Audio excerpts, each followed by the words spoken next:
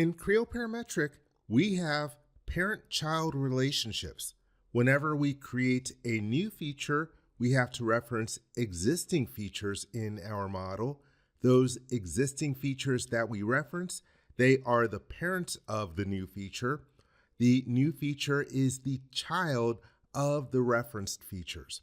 Let's take a look at how we can investigate parent-child relationships in a part model. This part model that I'm using is available in the Creo for Absolute Beginners files. If you want to follow along, it is part 01-51257.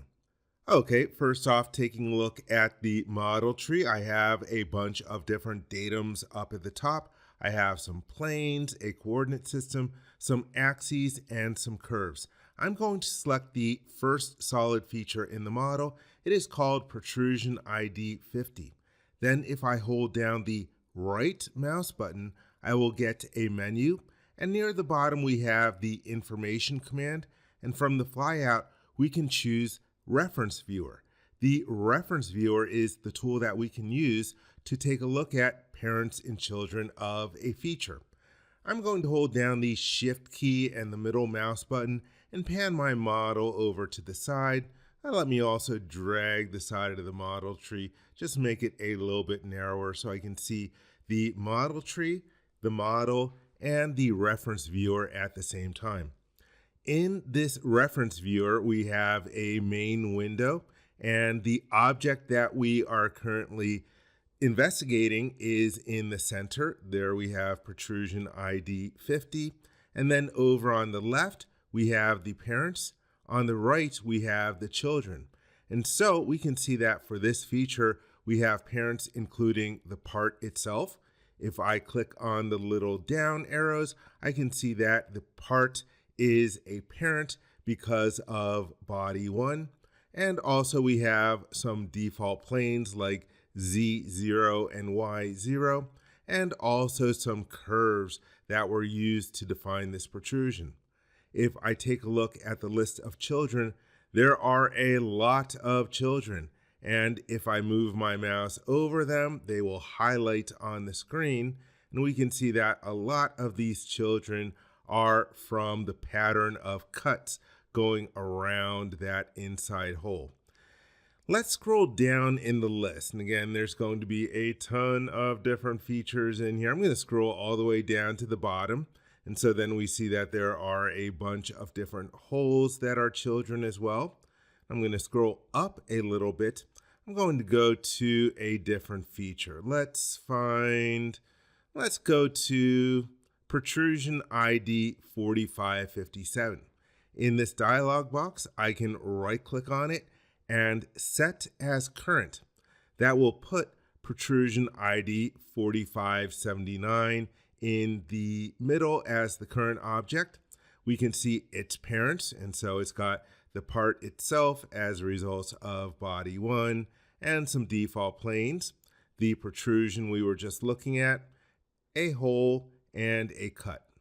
That's kind of weird. So all of those are the parents. And this particular feature only has one child. It has this hole in the model. This is hole ID 213. Let's take a look at another way of opening the reference viewer. I'm going to close the dialog box, and I'm going to start by selecting the surface of the other hole here. Let me select the surface, and then I can hold down the right mouse button. Once again, we will get a menu that opens up, and from the information flyout, we can choose Reference Viewer, and we can see that here we have the hole, and the hole has a number of different parents, and as we move our mouse over these different objects, they will highlight on the screen if they are visible, and we can see that this has no children. Let's take a look at a couple more examples. I will close the Reference Viewer.